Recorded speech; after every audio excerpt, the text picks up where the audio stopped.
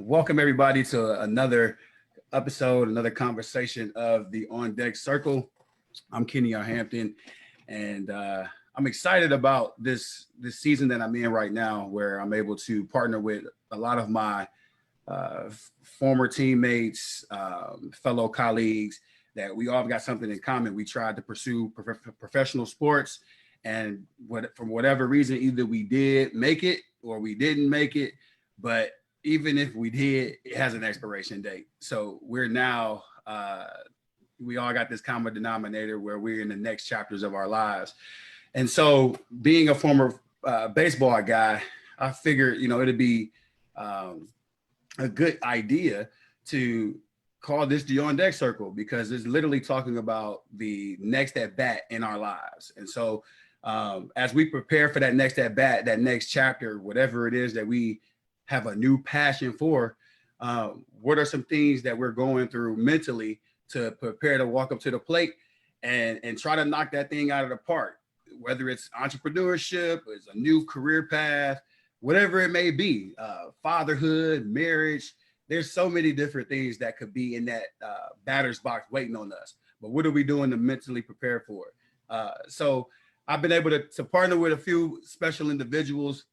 And this one, I tell you what, this guy, I don't even consider him, a former teammate. I don't even consider him a friend anymore. I consider him literally a brother, because he and our relationship has evolved from being two grumpy teammates, not wanting to do two-a-days, and walking up a hill to go to practice, to laughing and joking during practice, to now we're having grown conversations with each other about like what life is really all about, and raising beautiful families and doing what we feel as though God has called for us to do as men and head of our homes.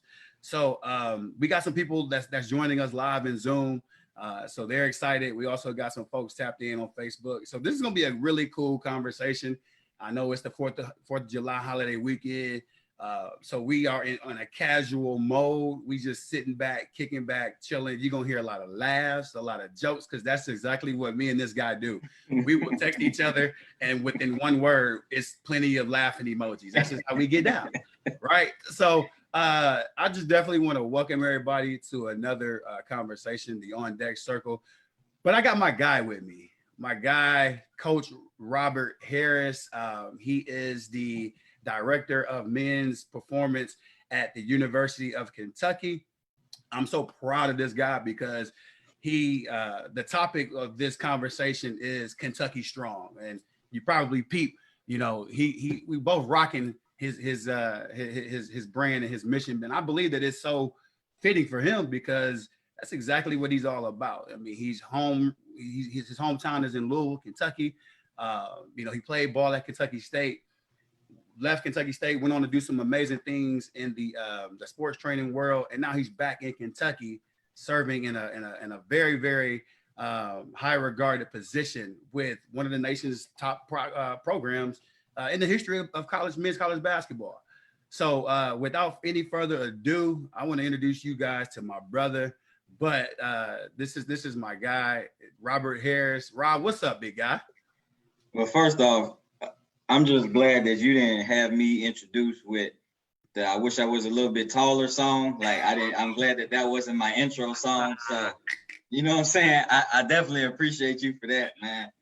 How we living, man? How you doing? Man, I'm doing fantastic. It's funny, because what the people don't know is that you and I literally are probably less than 10 minutes removed from taking showers, because we both are on the grill.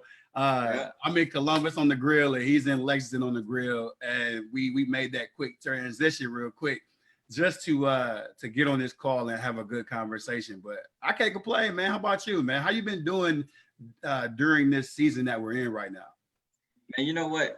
Honestly, dog, this season that we are in has been like the best season of my life. And the reason being is because it's made me realize like the things that are so important for me in my life.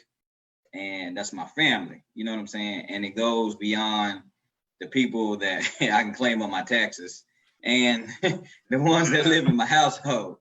You know what I'm saying? Like it's taught me that I need to get to Louisville more, see my grandmother, see my mom, spend those times with them because, with the whole COVID, I mean, it's wiping a lot of people out. Yeah. And a lot of people aren't getting those opportunities to spend time with their families, or, you know what I'm saying? They think that on Tuesday, all right, they seen their uncle, but not knowing Friday, he's in the hospital, and then you can't see him, and then by Monday, he's gone. You know what I'm saying? That's real. So, but like you said, with my job comes a lot of high demand. So, I'm always traveling, working odd hours, like, waking up 4 or 5 in the morning, getting to work, not getting home till 6, 7 p.m., things like that. So it's a lot of family time that I miss. So now, I've been able to like just spend countless hours with them. And, I think I'm realizing my family probably really don't even like me, honestly, because they've had to spend so much time with me. Like, dude, I can't wait for this dude to go back to work. Oh man, I'm gonna have to talk to them about it, man. Let us know about the loved ones, man. Let us know about wifey and the girls, man. Yeah, man. So shoot, me and the wife, we actually just celebrated 12 years of marriage on June 21st. Man, congratulations, big guy. Yeah, and then we got 2 daughters, a 13-year-old, and I got a 9-year-old. She'll be 10 at the end of the month. And those 2 little ladies, they definitely keep me up on my toes. They've actually been definitely a blessing to my life, because when they were born, it kind of taught me how to be less aggressive, you know what I'm saying, in my approach to things. They taught me how to just kind of calm down more so, and it's been a true blessing. So, they are dealing with everything now, like with the homeschool, which, I mean, they were truly beasts. Like, they had a set schedule every day. It wasn't like me and mom had to sit them down and force them to do their schoolwork. They got schoolwork done. I was looked at as the PE teacher in the cafeteria lady, because, I got up and cooked breakfast for everybody, made lunches. Right. And then, made sure that they got their physical activity in, because, the daughter, they come asking me about these math problems. I'm like, I don't know nothing about it. Don't want to know nothing about it. But, you're going to definitely figure it out. But we going to, so that was, that's mom's deal. You know what I'm saying? Mom, right. She's musically inclined, and she's very, very, very intelligent. You know what I'm saying? So, they looked at her to more of those guidances for the academic stuff. You know what I mean? But I tried to pop in, help out as best as I could. And I think everything is going well for us. I think the biggest thing for them is having, to just kind of be stuck in the house. Right. And, and I'm being extra cautious now with me being back at work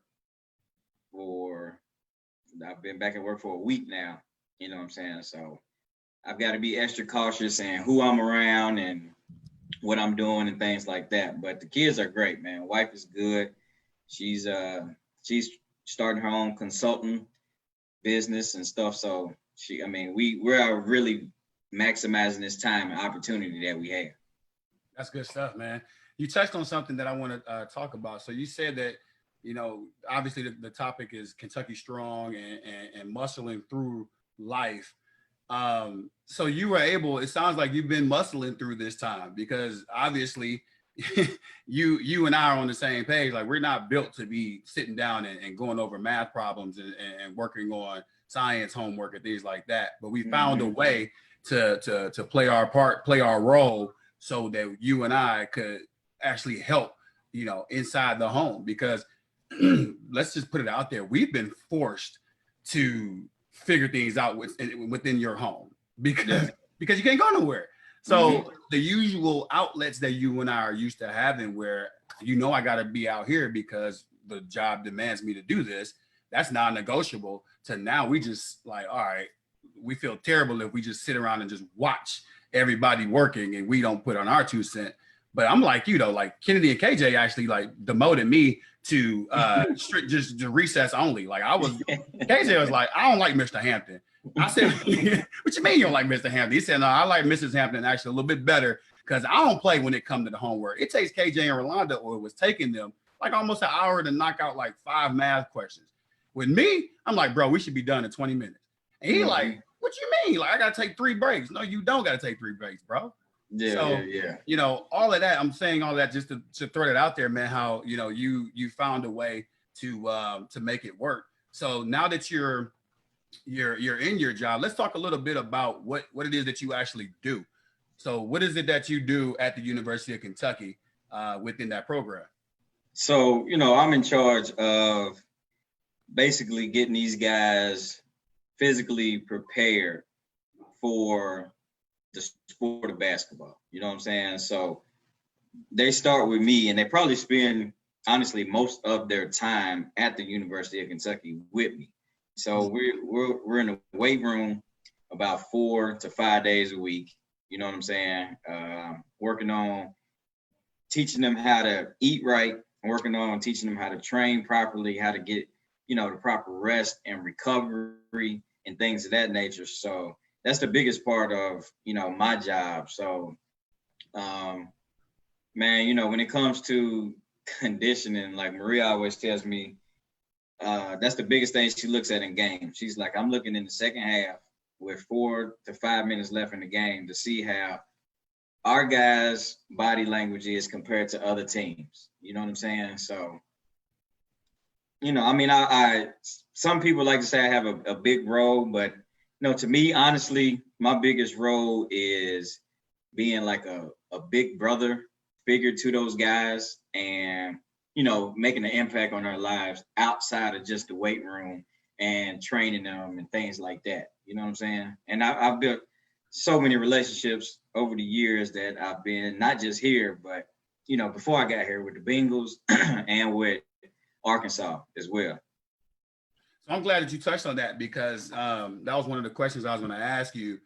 You know, you being this hands-on type of coach where you play a very important role in the development, the overall development of these athletes. And for you to have this experience where they're not going to forget you. So like you really have an opportunity to make an impact on their lives. And I'm seeing you on social media, you have relationships with guys that have moved on to the NBA or that have gone over to play overseas or has transitioned into something else, but yet and still they make sure that they continue to have a relationship with you. And I think that speaks volumes to the impact and to the program that you have for those young men where they feel like they can trust you, they can confide in you, and they can really develop a legitimate relationship with you. So that goes a long way, man, because everywhere you've gone, I believe you got guys that are still connected to you that you have relationships with today. I remember, you know, Mike Johnson, when he was with the Bengals, like that's your guy, you know? And let's talk a little bit about that. Like, I don't think a lot of people realize that you played football all your life, and then you went to Kentucky State and played football. You was strength and conditioning for other schools for the football team, only for you to now be in basketball. So talk to me a little bit about that, man, like how that whole, you know, transition has taken and what's the comparisons between the football and the basketball athlete as far as developing their bodies? Yeah, well, man, honestly, you know, when I was at Arkansas, there was a basketball trainer who's like one of those private sector guru type of guys. You know, they put on those clinics and gimmicks and all that other kind of stuff to make money. And so it was at Arkansas, and it was during the time when my family, they were still in Cincinnati prior to their move down to Arkansas, okay? And I'm like, man, I'll pay this little $30-$40 and spend the weekend and see what he's talking about and kind of learn strength and conditioning with basketball thing. Right. And honestly, I fell in love with it. You know what I'm saying? With what he was doing, how he was doing. And I just thought to myself, like, man, I could do that. You know what I mean? I mean, you know me, I think I'm better than everybody. And not in a like cocky standpoint, but just confidence. You know what I'm saying? That's I'm real. just like, man, I could do that. And so I had an opportunity. Morehead State was actually looking for a basketball strength coach, and somebody reached out to me. I thought about it. I was like, you know, the pay, what I'm getting now in Arkansas, it's not going to, it'll be a lateral move. Yeah. And then like 3 months later, Kentucky calls. And when they called, Arkansas was like, you know, well, we can bump your, I was like, nope, don't even worry about it. Save your money. I'm out. I'm out. I don't want to be in Arkansas no more. I'm about to go back home. You know what I'm saying? Like, even though Lexington's an hour away from Louisville, but right. I went back home, and I've always been a person of strength and conditioning is strength and conditioning. Like training is training. You know what I'm saying? Just like cooking.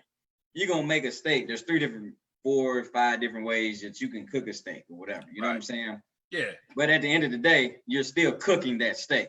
How do you cook? How you like your steak? So I like mine grilled and medium.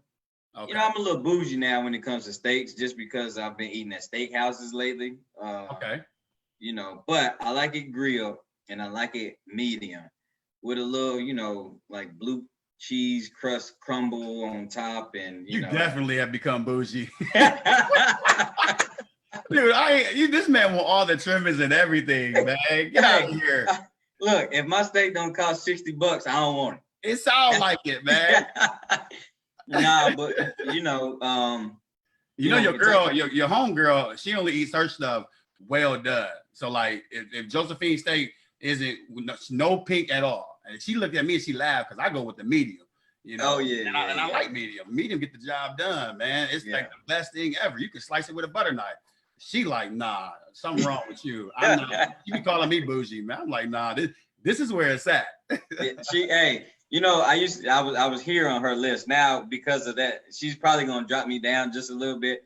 But just know we still have those same common denominators. All right. Oh yeah. So, I think you'll always be high on her list, bro.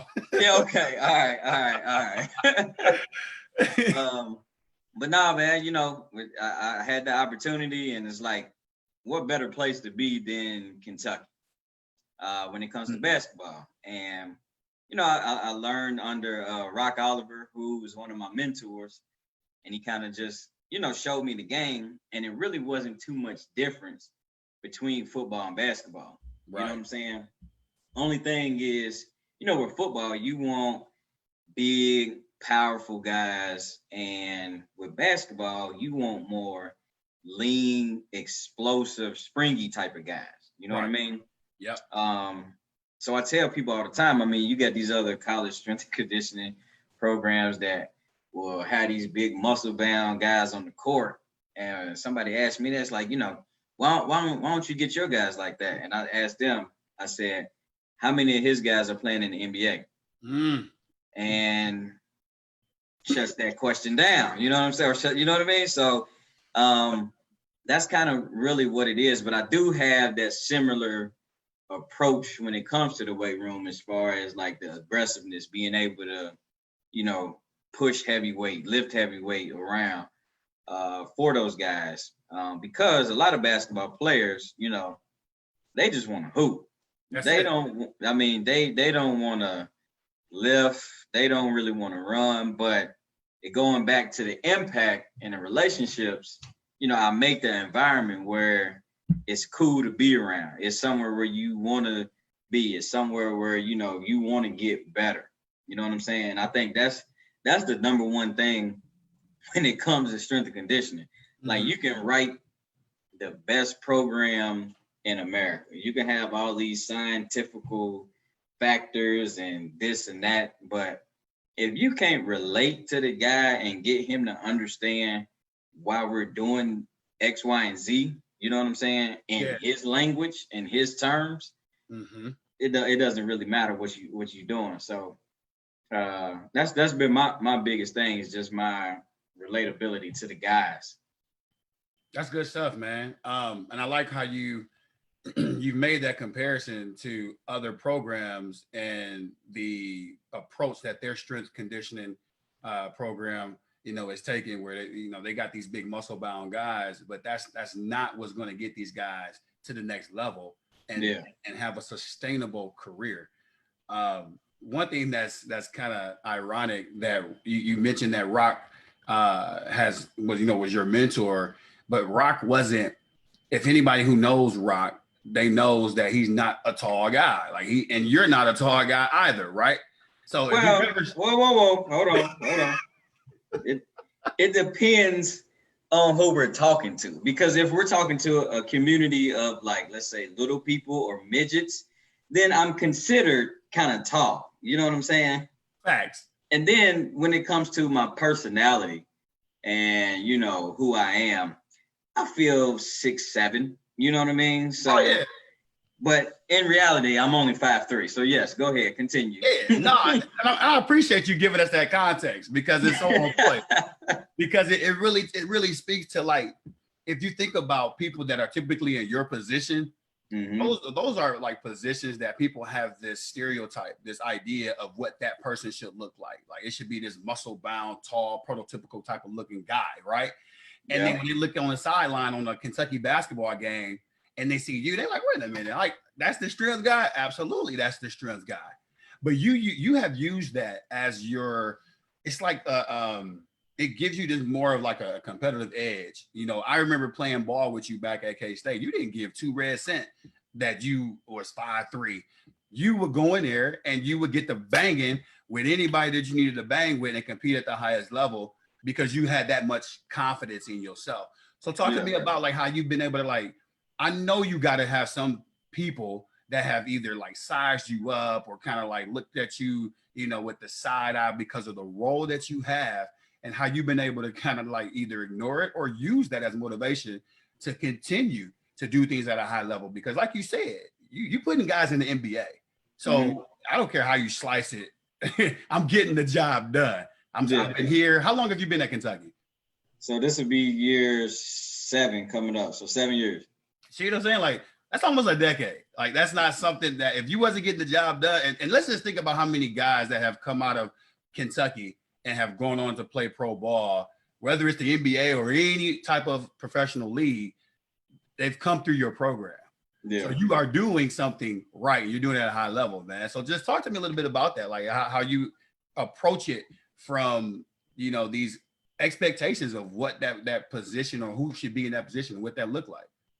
Yeah, it was, like, honestly, man, the biggest thing, I see, like, what you're talking about, the side eyes, and, get those feelings of people looking at me differently, because not only am I at Kentucky, not only am I young, not only am I nothing, I've never had any basketball experience, but I'm also a Black man. You know what I'm saying? And that is that's a difficult pill to swallow for a lot of people. You know what I'm saying? And, like, for me, like you said, I've always used negativity in a positive. You know what I'm saying? I've always used it to my advantage. Like, it's almost like I wake up and just want people not to like me.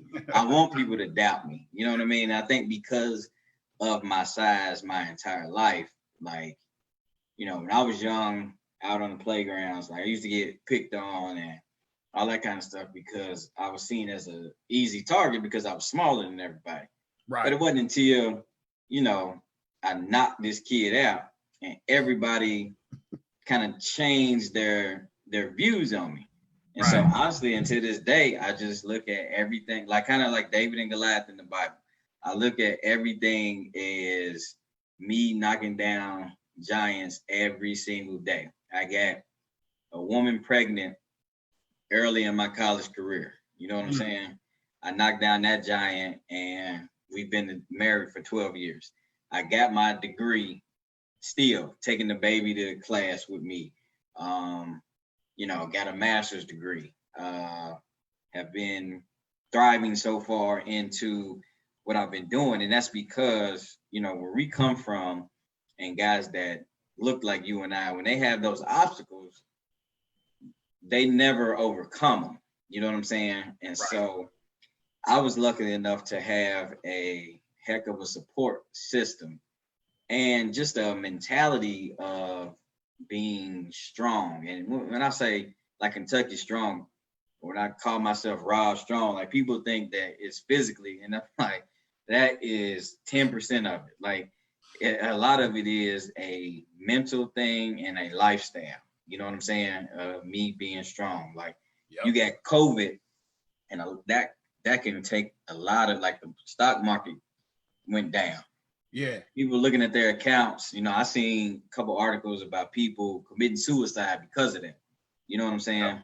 And that's only because they hadn't built up that strong mentality and that strong approach throughout their life. You know what I'm saying? I think a lot of it has been my support system and my size being, you know, the small guy or the little guy on the corner or whatnot. You know what I mean? Yep. So, man, that's my approach to every single thing that I do. And sometimes it can be too aggressive to people. You know what I mean? Sometimes it can be taken the wrong way. But when I get those looks, like you say, from other coaches and things, like, I go back into the locker room and I'm like, look, I want y'all to beat the heck out of this team that we are playing. You know what I mean? Yeah. Yeah. So yeah, man. I'm so glad you touched on that, man. The comparison between David and Goliath, because I've always looked at you as the true underdog. I've looked at you with because I've seen you, and our stories are similar. You know, having a child in college, taking our kids to class with us, you know, making sure that we stood boldly before our giant and declared victory. You know, we both are still married, you know, to the mother of our children. And has it been easy? No, it has not. But you and I have both been there for each other when each other needed each other the most. Like, there's been times where you've called me and you like, bruh, you know, I'm going through this, and you know, this is what it is. And I've always said, all right, we're gonna walk this walk together. Vice versa. I done hit you up like, hey, you know, this is what I'm going through right now. And what's your perspective on it? And you've helped me get out of some ruts. Which is why I think that I mean, I'd be remiss if I didn't throw it out there. But if you have gotten a copy of The Underdog Mentality: Keys to Defeating Life's Giants, then you've read through it, then you know, and you should recognize this face, because he's actually in the middle of the book, in between chapters 4 and 5. I have a picture of him in there because of the lifestyle that he does live. Like, he really is a David versus Goliath type of guy. And I just thought that it would be applicable for him to be inside of this story, because he truly is living the story of the underdog. But I tell you what, I'll put my money on him any day of the week, because there hasn't been a challenge that has been before Rob Strong where he has not stood tall and with very minimum resources, just like David, and was able to slay the Giants. Because by criteria and by credentials, somebody could be like, you know what, he don't really deserve to be in a basketball program, but God has something in store for you, bro. So like, he was like, yes, he do. This is why he does, because of his NFL experience, his D1 experience, because of where he's from, and because of the school he went to. All these things have worked together for my guy's good. And I'm proud of you, man. I'm excited about the next chapters of your life. You know, we've been touching on Kentucky Strong and things like that. So it's no chance or coincidence that you and I are both rocking T-shirts that has, you know, something that is special and meaningful to you. Talk to me a little bit more about like what your vision is behind the entire brand of Kentucky Strong. Yeah, man. So honestly, like I started it, I just made it for our players.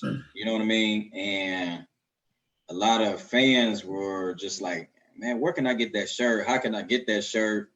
And I was just like, well, you can't. You know what I mean? It's for our guys.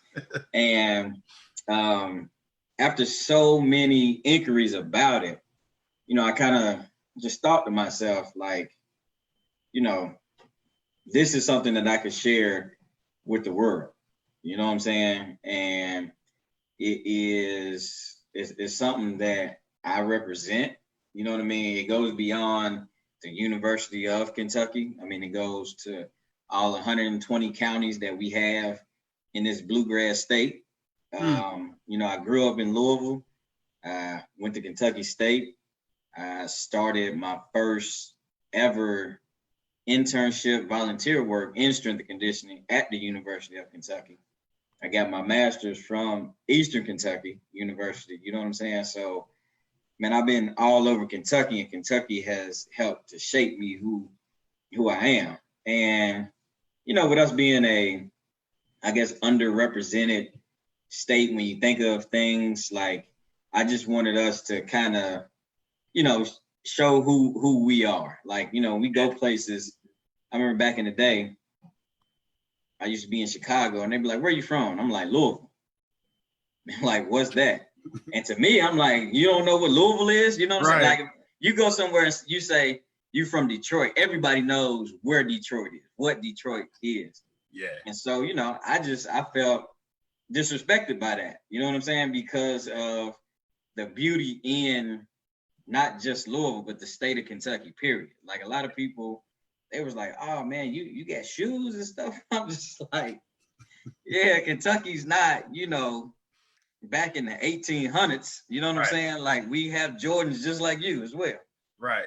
And you got some greats that's come from your state too. I mean, from your city as well. I mean, the guy that's over your shoulder right now, you know.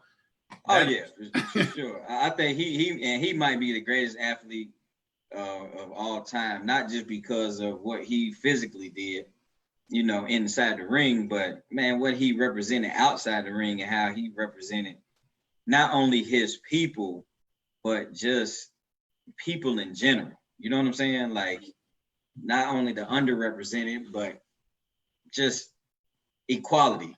You know what I'm saying? Like, he was just big on that. Like, he didn't care if he was black or white. He was one of those guys that kind of looked at character. You know? So, and he stood up and did something that was very tough, uncomfortable, and made a lot of people uncomfortable. However, he woke a lot of folks up, though. You know what I'm saying? Yeah. But, and that's really, you know, the brand, man, is, you know, Kentucky Strong is something to be proud of. It's something to, it's a lifestyle. You know what I'm saying? Like, especially when you're from here. So it has, goes beyond the University of Kentucky, and it goes beyond like just physical strength. It's a lifestyle, how you live, and you know who you are.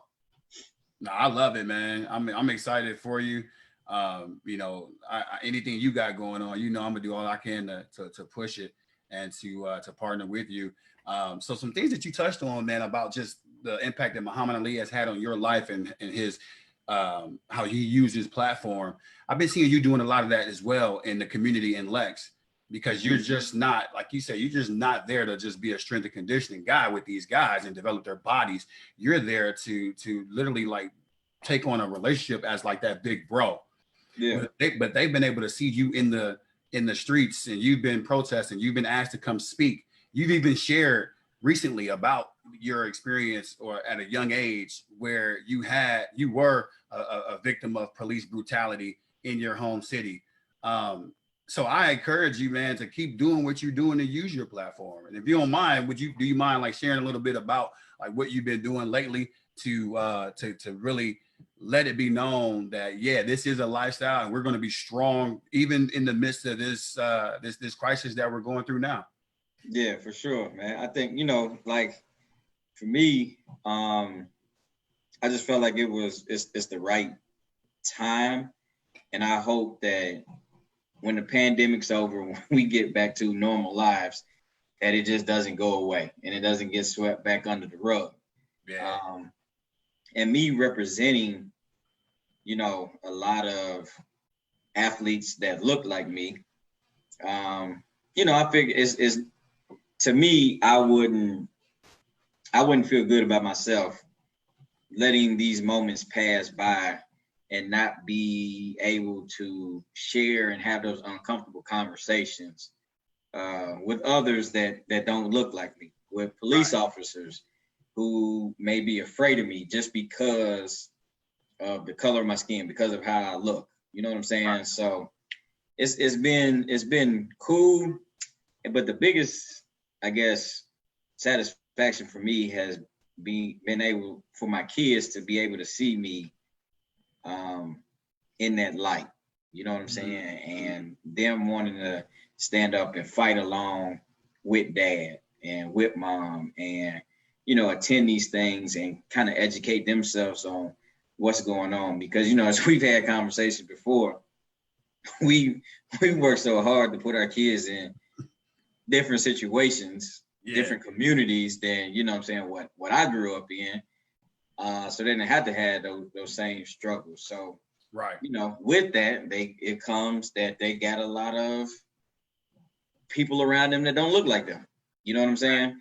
Yep. And so we also have to make sure that they remember who they are, what they are, and how powerful they are and their value. You know what I'm saying? Because of the color of their skin. You know, and not to make it a black-white thing or Mexican thing or anything like that, but or if you got Asians, you can go a long way down the line. I'm not gonna go down there, but you know, you get what I'm saying. Right. I think it's important to know their value, to know their worth, and to know that their voice should be heard. They have a voice. You know what I'm saying?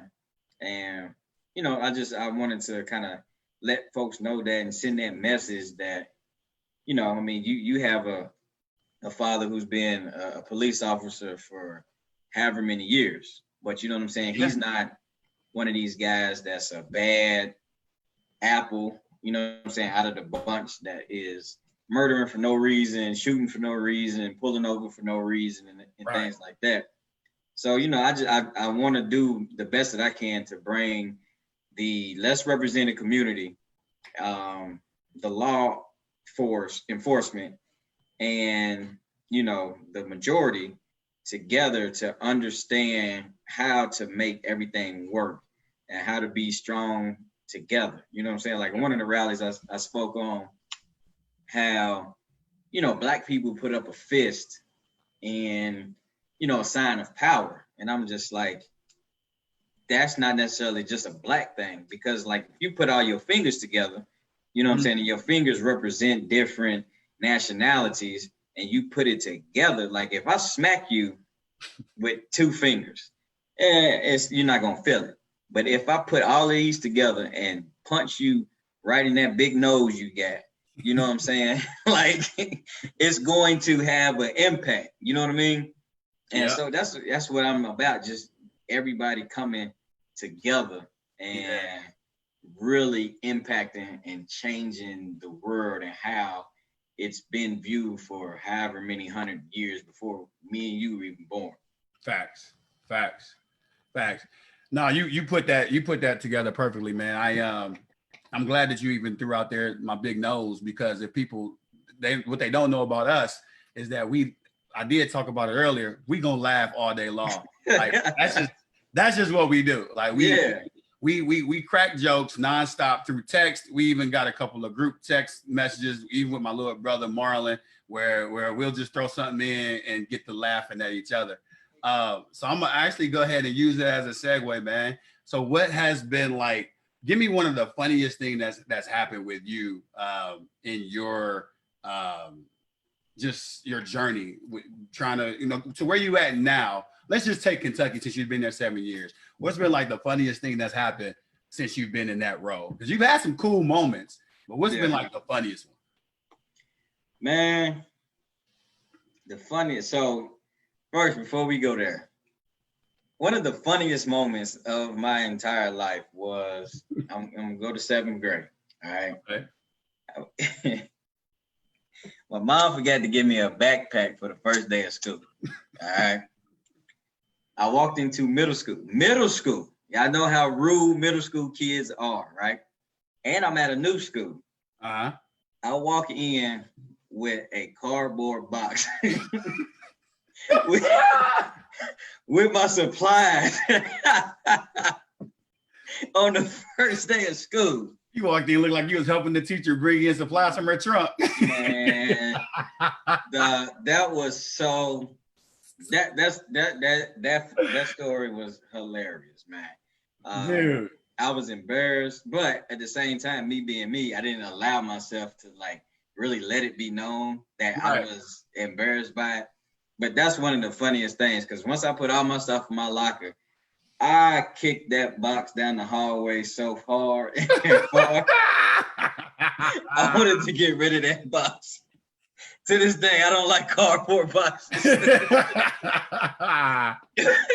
Oh man, that's a good one. Kentucky. Honestly, the funniest moment was during the game, and you know me, I talk trash a little bit. Okay. And not just with other teams. I literally would talk trash to our players during the game, during timeouts. Like, you know what I'm saying? Like, I probably badmouth them more than the other squad does. Okay. But it was one game, we was actually playing Arkansas. This was I think it was my second or third year. And were y'all home or away? We were at home. I got like overly excited. Isaiah Briscoe went up for a layup, had an and one, right? Yeah. Next thing you know, I'm dang near in the paint, yelling at the other team, like talking trash to them. On an and one, bro? On an egg. It was an and one. I was overly excited. I don't know what came over me. You're not even supposed to lead a bench. Not even close. But luckily, it occurred that it was a timeout right after. It was a media timeout. Good. You know what I'm saying? So yeah. It didn't really look as bad as it was. But that's bad, bro. Like you're not supposed to be in the back. Not even close. So the dude from the other team, he snitched on me. He went to the ref. He was like, "Did you hear what that dude just said to me?" And so, like during the timeout, the ref comes over. He's like, "You're out," and he kicks me out of the game. And Cal looked at me like, "What did you know what I'm saying?" But he's in the middle of drawing up plays, so he can't really deal with me at that time. So, you know, I just went to the back. I got post-game meal a little bit earlier than expected.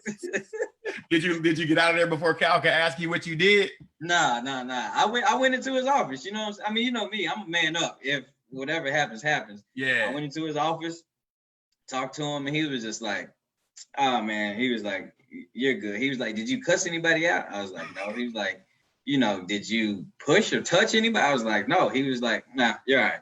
But the beauty of it is, we didn't end up getting a tech for, so it was all good. Yeah, well, then no harm, no foul. Yeah, matter of fact, to this day, like every time that same ref does our games, like he speaks to me, you know what I'm saying? He talks to me. We have a good, you know, little relationship and whatnot. So yeah, that's probably one of the funniest moments. And then another moment that sticks out is when I was training Willie Cauley-Stein, which is 7 foot. Yeah. And I just so happened to look in the mirror at him and me. And I was just like, I look like Danny DeVito and Arnold Schwarzenegger. And I was just about to say that. Y'all look like that. What's the name of that movie? Twins. Yes. That's exactly what we look like. And I was just thinking to myself, like, man, I'm really training basketball players. You know what I'm saying? Yeah. So that was some of the funniest moments that I've had here. You know what I'm saying? But that's why I love it so much, man. That's why I love you being in the role that you're in, because I'm telling you, it's like the elephant in the room. It's like, all right, this person is the athletic trainer, or this person is the director of student academic services. Here's one of our volunteer, managers, and here's our director of men's basketball performance. Like, what? Are you kidding me? It's like, nah, man, God got you in that position for a specific reason. And you're doing an incredible job. Obviously, you're doing an outstanding job that a Hall of Fame coach has, been there to allow you to thrive and to do some amazing things. So listen, I see Cal going in. I've watched it personally at some games. I've seen him on TV. Cal is one of my guys. Like I really have a big admiration for what he does as far as giving those athletes the the mentorship that he provides his athletes, in my opinion, is just like first class, top notch. But he goes off on those dudes and he pushes them. Is he the same way, or have you had a moment like that where you had that kind of experience with Cal? No, like when it comes to, he and I, like in our relationship, he's he's actually really quiet, honestly. You know what I'm saying? Like he's man, he's a maniac in games. Like, I mean, he goes in. He sometimes it's to the point where I'll be like, man, coach, calm down. Like, we up 13, 14 points. Like, you know what I'm saying? But like he demands greatness at all times. Yep. You know what I'm saying? That's the thing I like working about him, because not only does he demand greatness for his players, but he demands greatness from his staff as well. So, you know what I mean? Like, every day it keeps me on my toes, making sure I'm doing what I got to do, making sure I'm evolving as a strength coach to, do my part. But also the cool thing about him, he's not a micromanager.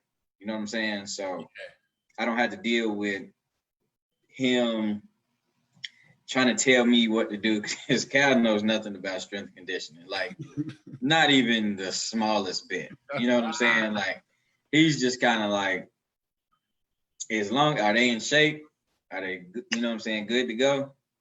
That's all he cares about. You know what I'm saying? And that's a beautiful thing to work for as a strength coach. Absolutely. That empowerment is priceless, man. Like he empowers his staff, and you can tell because he doesn't have a whole lot of turnover on his staff. No. So he has people that have been with him for decades, and that just speaks volumes. I actually talked about that in the Underdog Mentality, where I admire his servant leadership approach to things. And that's something that in order to be a good servant leader, you have to instill that trust with people that you're working with, so they can know, you know what, I'm here because he understands what it is that I bring to the table. He's not going to second guess it. He's not going to try to control everything. And if opportunities arise where I got to step in and just add some coaching or some some feedback, we'll do it. But then we're going to continue to focus on what each other needs to focus on in order for us as a collective to be great. Yeah. Which is why he always got himself in position to do something great, because the expectations at the University of Kentucky is national championship every year. Oh, like, there's no question about it. Yeah, for sure. And I gained a tremendous amount of respect for him over the fall, because, I had the opportunity to go to the Philadelphia 76ers. You know what I'm saying? And I mean, he made it like he told the AD, like, he needs to bump his salary up to this, and, we need to keep him, and yada, yada, yada, and all those other kind of things. So, for him to go to bat for me like that, and to, I guess just let me know that my job is respected, it's appreciated. You know what I'm saying? Like, he literally is, that term, like, everybody eats, like that really is him. He makes sure that the guys around him in his circle are going to be well taken care of. That's what it's about, man. And we got an opportunity to meet. Myself and Kennedy and KJ, we came down for Big Blue Madness this past season, and we got a chance to actually meet Cal and have a conversation with him. It was on Kennedy's birthday. And that was pretty special because, he gave us, his undivided attention. We got a chance to meet Mrs. Calipari, and it was just a cool experience. But you could just tell, man, like, Cal really does care about people. He cares about other people. And, I was going to ask you, like, do you have aspirations to taking what you do to the next level? And what does that look like for you? Because if you're on year number 7 at UK, I understand it is great to you, but do you ever take a peek at the NBA and say, you know what, I would like that. I'd like to see what that experience looks like. I have. I think that it's all about timing, though. Facts. You know what I'm saying? And I really feel like my work here in Lexington isn't done yet. While I had that opportunity, and I was strongly considering like Philly, and we talked about that. Yeah, like I mean, I grew up idolizing Iverson. You know what I'm saying? Right. And like when I went on my interview, there's a big mural of Iverson in the weight room. And I was just thinking, I just kept thinking to myself, like, man, you really have opportunity to work for the squad of a guy who like built what they have now. You know what I'm saying? Sure. Yep. And but the downfall with the NBA is I'm already gone a lot now with playing 31 regular season games with the tournament. Like if you make it all the way to the national championship, you're going to have played a total of 40 games. Yep. All right. And my schedule's already out of whack by just playing 40 games. Now, if I had the opportunity with Philly, they're a thriving team, so they're a playoff team. Right. So you got 82 games. Yep. You got plus the playoffs.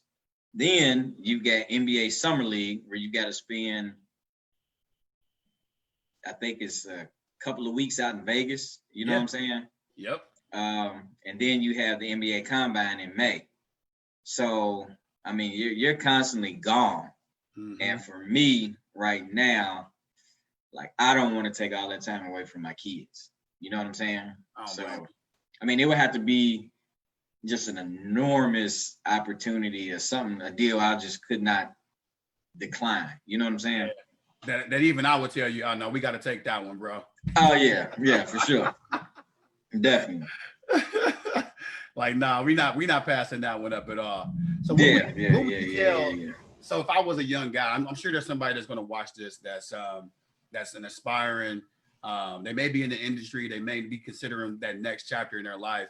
Because let's keep it real. You and I, we didn't grow up wanting to be who we are today. We grew up thinking that we was going to be, playing football or whatever. So my question to you is like, then what is it that what would you tell somebody that wants to get into your industry, and like, where can they start to begin to, align themselves with an opportunity to land a spot like what you have at the University of Kentucky? Yeah, I mean, honestly, man, the first thing is you have to be humble. And what I mean by that is I was 23, 24 years old as an intern. Okay. And I started back behind, you know what I'm saying? Like, I had a child, and most interns are like 20, 21, no kids, no job responsibilities. So, I had to humble myself and just be like, all right, this is what I'm gonna do. Even on the days that I quit strength and conditioning like 25 times. You know what I'm saying?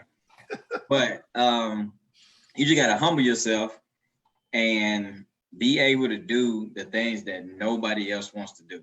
Like, I remember having a project when it was like, we need to clean such and such amount of plates and put them away. Nobody wanted that project. I did it all by myself. You know what I mean? Just because my thing was nobody was going to outdo me and outshow that I wanted to be a strength coach. You know what I'm saying? And I think you always have to, I mean, just like the whole athlete A is working these amount of hours, so athlete B has to do more. I mean, there's no difference in life. That's not even strength and conditioning, just kind of whatever you do.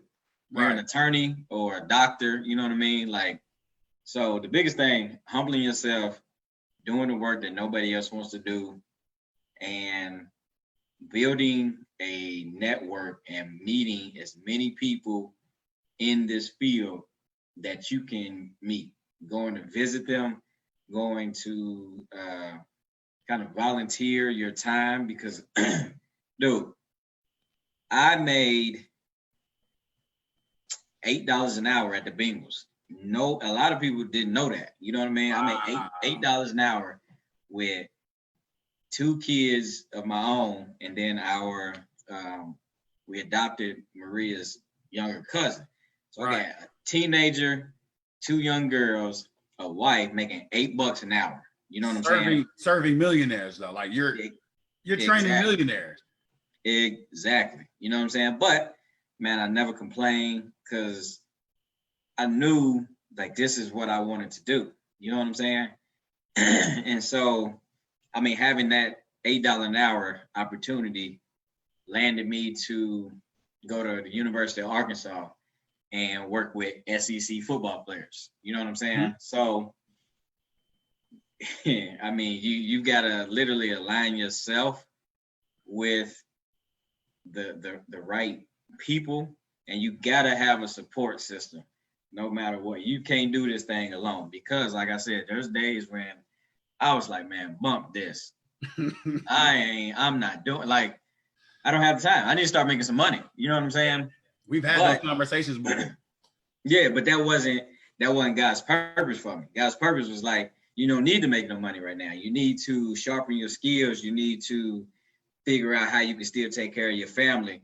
You know what I'm saying? With the limited resources that you have, because what you think is limited, I've given it to you already in abundance. You know what I mean? Come on. That's what I would say to the young strength and conditioning professionals, and just young professionals, period. Mm-hmm. I like that. That's spot on, because I think a lot of us we see the end result and we're like, what I gotta do to get to that? Yeah. We don't want to touch that one piece that's so important, which is that process. You know, working.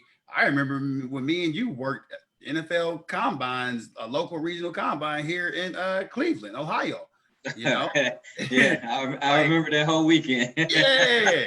You know what I'm saying? And now it's to a point where like that's not even something that's on your radar, but you sowed all these seeds, and now for you to reap this harvest, the power in networking and the power in relationships, I think is highly underestimated today. Yeah. And our young folks definitely need to understand that, because if it wasn't for you and I continuing to keep our lines of communications open and being able to do the things that we've done together, we wouldn't have these platforms that we have today. You have a podcast now that you're able to have a conversation with, current, former players, to just be able to just have a candid conversation and allow people to share their stories, man. So talk to me a little bit about that podcast, because that podcast is something that, everybody seems like they're kind of, adopting to that type of platform now. And I'm excited to hear more about it, man. Yeah. And man, before I answer that question, going back to us working at camp in Cleveland. Yeah. A cool story, and I don't think I've ever told you this, is that when I got that check in the mail, you know what I'm saying, and it had that NFL shield on it, I was just like, man, like, that's dope. I just got a check from the NFL. You know what I'm saying? And I held on to that check forever. Me too. Not knowing that 365 days, the NFL would have me, an NFL team would have me on their payroll. Like, that's crazy. You know what I'm saying? Yeah. That's a crazy, and I literally just thought about that when you mentioned it. But that's a great point, because I think I sometimes underestimate that, to know that like all those checks and that experience, people would like love to be in that role, and to like, have that experience, man.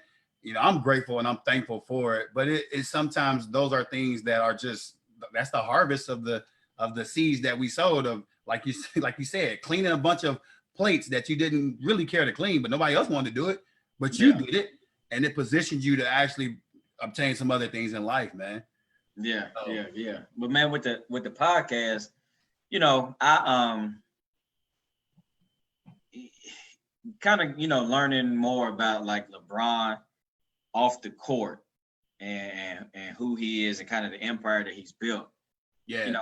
All the athletes that I've been around, a lot of strength coaches have podcasts, but it's about sets and reps and, strength and conditioning. And like you say, the big muscle bound. And like that stuff don't matter, because that stuff is only going to be so long. Like, you're not going to be able to lift them same amount of weights when you 60, 70 years old. And not But compared to. yeah, you know what I'm saying? But however, you still gonna have to use your mental muscles while you're 60, 70 years old to get through things. And so my thing is, I just want athletes to have a platform to kind of get people into their day in and day out, and like what it takes for you to be an athlete, but also like your identity off the field when you take your helmet off and when the ball stops dribbling, who you are. You know what I mean? Like, so I've had Alex Poythress on there. Like, who is Alex Poythress, the person, as opposed to who is Alex Poythress, the basketball player? You know what I'm saying? And it's cool because some of the younger cats I have on there, when I talk to them about what are you going to do afterwards, sometimes they're like, man, I really don't even know. So it's giving them an opportunity to kind of think about life after sports, because athletes retire from sports at a young age. Like, no, everybody can't be Tom Brady and play to their, in their early 40s. Like that thing's gonna shut down. Some of them at 27. It's 28 years old. Yeah, and it's not my choice. Sometimes life tells you that you done. Yeah, like with your situation, where we thought, all right, Kenny's about to be a star receiver in this newfound football league, right? Yep. All of a sudden the league falls. Yep. Okay, we're gonna go the arena route. You know what I'm saying? And then after a while, God was like, all right, man, it's time for you to take off that stuff. And over. Yeah, what are you gonna do now? You know what I'm saying? You had to wake up early, because you can't sit around and figure it out, because you got a family to provide for. Facts. You know what I'm saying? And like, so I want people to get to know the human being more so than just the athlete. You know what I mean? I love that a lot, man. I got a mentor that I'm working with right now, man, and he straight up told me this week, like, you don't have time to be figuring things out. You have to be working things out. You know, because I'm working, obviously, it's no secret that, I'm doing things with speaking and coaching, and I just published my first book. So I got a lot of things going on. But at the same time, what I'm doing right now, having this conversation with you, this is something that I've had in my mind or had on my board to do a long time ago, but never did it. Because why? I'm always overthinking. I'm always trying to make sure all the pieces are perfect. And no, that was leading to me underachieving. So I had to start taking shots, getting my reps up. So literally, I said, you know what? It's time to go, because ultimately, like, money is attracted to movement. Like, money ain't attracted. If you're just sitting still, it's not going to find you just mysteriously. It's something that you have to be working, and it has to find you in a position of, I'm grinding, I'm doing things, I'm getting out of my comfort zone, and I'm being vulnerable, because, hey, at the end of the day, you miss every shot you don't take. Oh yeah, for sure. So you and I both have been taking shots, and I like to say we've been sowing seeds. And hey, as long as you continue to water that seed and make sure that you're doing things to protect that seed, you can mess around and reap a harvest and look up and say, all right, the next chapter of my life is about to be the best chapter of my life, because I'm gonna leverage everything that I'm going through and realize that it's all worked together for my good. And with your mindset, that Kentucky strong mentality of how I'm gonna muscle through this thing one way or the other, especially embracing the underdog, bro, like, there's nothing that we can't accomplish. So turning around and sharing that story with other people is something that I'm actually enjoying. And I'm excited to have an opportunity for you and I to do this together and let other people know how they can tap into it too. Because it's not just about me and you. It's really about turning around and sowing that seed and mentoring others. Like, hey, we kind of got the cheat code over here. You might want to tap into it. Yeah, for sure. For sure. For real, man. Yeah, man. Because you hit the nail on the head on a couple things, bro. Like, we both are our husbands. We both got two beautiful kids, man. And we really don't have time to be sitting around. Like, if we really want to make our children's childhood the best possible ever, then we got to do everything we can while we can, because tomorrow's not promised. So We don't know what tomorrow may bring. So we gonna definitely do all we can to come out this on deck circle, step up to the plate. And brother, I'm just gonna tell you straight up, I believe that you knocking it out of the park. Like you are doing an incredible job with what you're doing inside the home and obviously outside of the crib. So I'm excited for you, man. I'm thrilled that you even took time out of your schedule to come hang out with me for a few minutes, man. You know, I appreciate you're my guy. I appreciate it for sure. Yes, sir. Yes, sir. Any last things you want to say, man? You know, before we sign off. Nah, man. You know, hey, I'm me, and I'm always live by these 3 words. I'm blessed, black, and beautiful. So, you know. And that is why, ladies and gentlemen, I love this guy. Like, who comes up with those last three words? Hey, I do want you to let people know how they can get a hold of you, man. So, like, what is your social media handle so people can tap in with you? So and also how they can tap in with your shirt as well. Yeah, I've got Instagram and Twitter, and they both are at Rob Strong 621. And then they can also follow the Kentucky Strong is on Instagram. It's at Kentucky.strong.